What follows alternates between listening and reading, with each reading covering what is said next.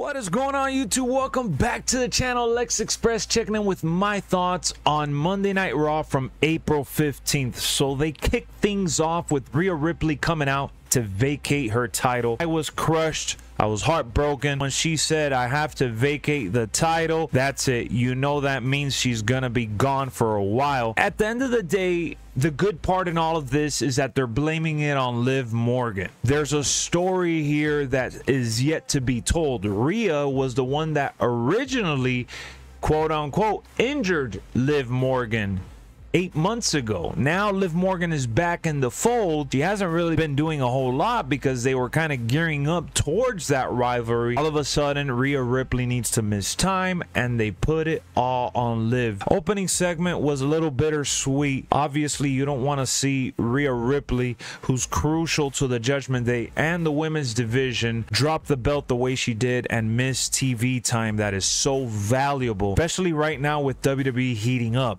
Post WrestleMania, we have so many stories that they can tell since everything has pretty much already ended. They showed her with the Judgment Day backstage. Everybody was like, come on, you know, we'll be waiting for you. We're going to hold it down for you, all that good stuff. We don't even know if the Judgment Day is going to be around by the time she comes back, because let's face it, the big feud right now that they got to make is Finn Balor versus Damian Priest. But will they hold off now that Rhea is gone? Because without Damian Priest, without Rhea, I just don't see the Judgment Day lasting too much longer. I really like that before Sheamus's match, they showed a teaser of Sheamus being backstage, but it was the shadow of his spiky hair, and he was putting on his signature cross around his neck. Once I saw that, I'm like, wait, this looks more like throwback Sheamus, only to then find out after the commercial break that he went back to his original "It's a shameful thing, the name too many lies." All right, I know I'm botching the shit out of it, but they remixed it with the beginning, the fight night beginning, and it's the perfect mesh now. New Sheamus, old Sheamus. It's nostalgic, and this gives us the old school Celtic warrior Sheamus back. They put him up against Ivar, and at first you would be like, oh, this is a filler match, considering that Ivar is going to be going for that North American title over in NXT against Obafemi, which I can't wait for. But Ivar has been on a roll when it comes to his matches on Monday night. Filler or not, he's been putting on a show. So Sheamus versus Ivar, I'm like, let's cook. Let's see what they do. And it didn't disappoint. It didn't disappoint. They went to the top rope. We had Ivar jumping off. We have Sheamus doing white noise. It was everything that it needed to be for Sheamus's return victory, and Ivar looked good as well. Big match there between two giants. And Triple H came out, ends up saying that to usher in this new era, we need to do it with a new set of titles for the tag division. I was a little confused. I thought he was going to introduce Cody Rhodes and share his new title, and I'm like, wow, that was really fast. He hasn't even defended it. You know, there's no storyline with that. What's going on? But no, it wasn't for Cody Rhodes. It was actually for the tag team division. At the end of the day, I loved it. I loved the way they did it. It was lighthearted. It was fun, and the titles look beautiful in my opinion. Yes, they're calling it the WWE World Tag Team Championships, and it looks like the WWE World title. Instead, it's round, and you know, the design is tweaked a little bit, but it resembles the WWE World Heavyweight Championship. I have no problem with that because that title looks so damn good. They even put the red background for the tag team letters. I like the red there for Monday Night Raw without having to really announce, oh, the Monday Night Raw Tag Champion, especially if they get transferred over to SmackDown for whatever reason. All you gotta do is maybe change the color or just keep it how it is. At the end of the day, I like the design, I like the details, and I'm enjoying what they are building with the new and improved tag division. I mean, we then followed that whole ordeal after R-Truth didn't know that. He thought Triple H was Tommaso Ciampa, and I was laughing.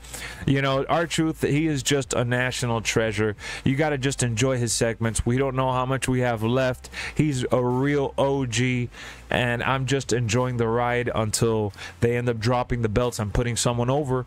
And who knows, it could be DI DIY. DIY has been cooking for a while. They put them in that triple threat tag team match to see who's next in line for the #1 contenders, and it was DIY versus New Day versus the Creed brothers.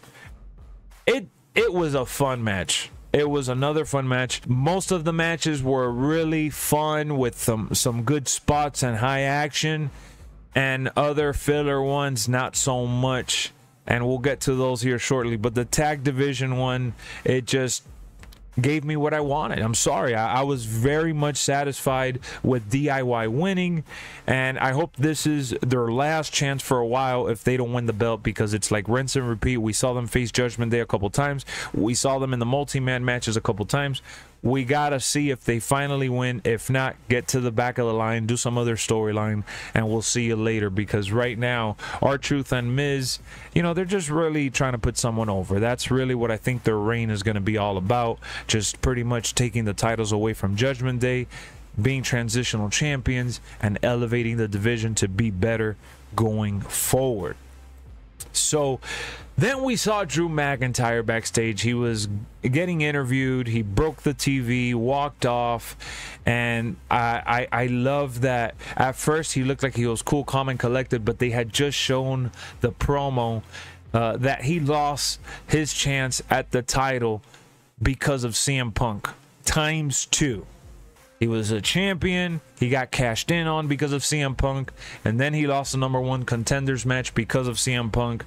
And they're doing so well for Drew McIntyre. Drew McIntyre has been clicking on all cylinders. I absolutely love his character and what they're doing and keeping the CM Punk rivalry alive, which is not an easy thing to do, so I give them credit. During the entrance for Indy and Candice LeRae, they seemed like they were off sync, like Indy was still a little confused.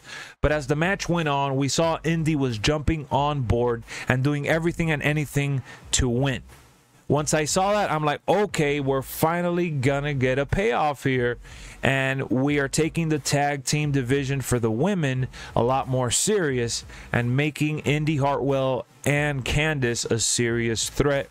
And they won. They won their match against Maxine and Ivy Nile. I thought that it was more about the story for Candice and Indy than anything. The match wasn't all that. It was kind of low tier, in my opinion. But at least we saw the next step in that story. Then they showed a promo for Damian Priest. The Live Forever promo. It showed his early beginnings and his aspiration in NXT to now what he accomplished as champion. And I can't wait to see how this feud with Jey Uso is going to play out, because I think Damian Priest should hold the belt a little longer than just the pay-per-view or whenever he has to defend it. Ultimately, I would like to see Damian Priest hold the belt for at least, you know, a couple months, because we know that that title is the working title and should be switching around for, you know, other people to have opportunities. And I don't think we're going to see a long reign. Now with Rhea Ripley being gone, we saw Judgment Day backstage, and, you know, what are they going to do? Who's going to be the leader? Damian Priest immediately stepped up, kind of ordering Dom to, you know, step his game up, JD to follow and make sure he handles his business. And let's face it, Andrade kicked his ass. JD came out to help, but we had Ricochet. Ricochet, who's been winning match of the week, in my opinion, the last few weeks on Raw. He ended up coming out to save Andrade, so there's a possible 2v2 there just to keep them busy, enough for that story to spill out into something else. But, you know, seeing Finn Balor question, hey, shouldn't we be going for the tag titles, and Damian cutting him off and saying, nah, we need to focus on tonight. We need to handle Jey Uso, and we need to put him away. So I like that Finn Balor brought to question the tag titles, because I'm like, are they really gonna act like Judgment Day is never gonna go for the titles anymore? Are they really just gonna ignore the fact that they were champions? We need some sort of recognition and acknowledgement, and they gave me that, so I'm okay. Jay was seen backstage, asked about Jimmy Uso and the beatdown with Tama Tonga making his WWE debut, and he pretty much just said, hey, he should have came with me. I asked him to come, and it is what it is. I gotta focus on tonight. I gotta focus on what I got going on.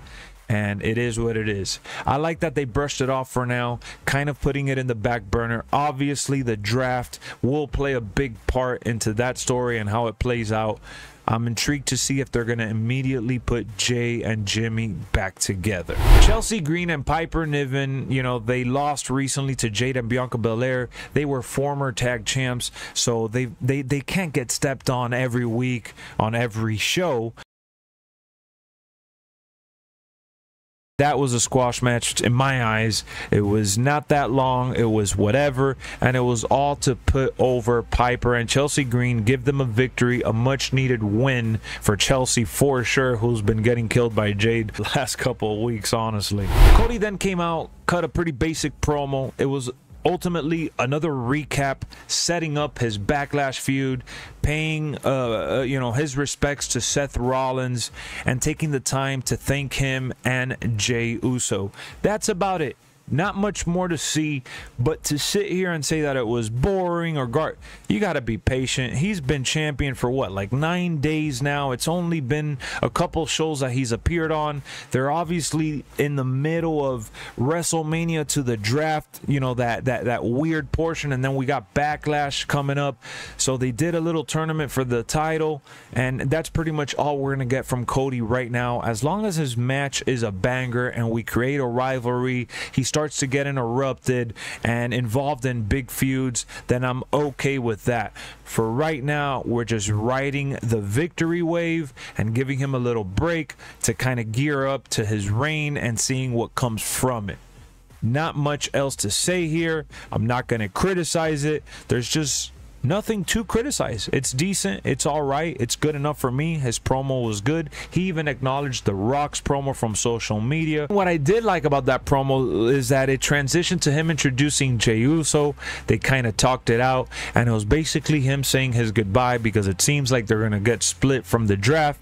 So he did the yeet one last time and then peace out, which then had Finn Balor coming out to attack Jey Uso to get ahead in the match, and it didn't work. I was surprised. Judgment Day didn't come out. Damian Priest didn't come out in time to help. It was just a clean victory for Jey Uso, building him up, making him look good, getting him ready for Damian Priest, who did have a cool stare down with Jey Uso. Jey Uso escaped the Judgment Day just in time, went through the crowd, pushed people out the way to find Sammy backstage, not even backstage, but outside the stadium. I loved it. I loved how it transitioned from seeing Jay getting away to seeing him bump into Sammy, and then Sammy coming through the crowd. That whole setup ultimately made the final match on Raw tonight feel that much more special. It was in his hometown. The crowd was into it. And the streak for sold-out shows may have been broken, but there was over 15,000 people there screaming from the top of their lungs. The way they promoted that main event was spectacular. Spectacular. It put me in the zone. It put me in the mood, and I was ready for it. Then we have Chad Gable come out. Not, you know, no one really reacted to him there. He's going up against Sammy. We're confused as to what his motives are. What's going to happen here? Is Chad Gable really going to go up on Sammy? No. Sammy wins in a full-blown, pure pro wrestling showdown. This match was the perfect way to end their friendship, and Chad Gable chasing that title. He was there crying. Sammy was then celebrating with his family, only for Chad Gable to pull up behind him out of nowhere and start the German suplexes all over, dismantling and beating him up. The cameras go off air. They continued the beatdown off screen for the social media and hometown crowd. It was the perfect way to have Chad Gable turn and look like an evil freaking loser.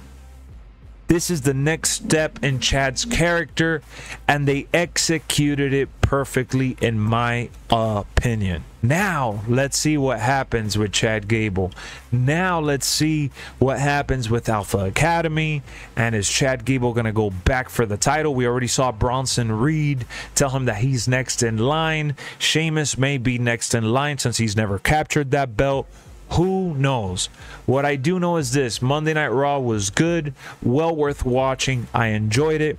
The lowest of lows was definitely some of the women's matches. The highest of highs was that main event, the transitions, and I love the camera work they've been pulling between matches and building up the promos backstage. It's been a real treat. I will see you guys real soon with some more wrestling. Subscribe for more.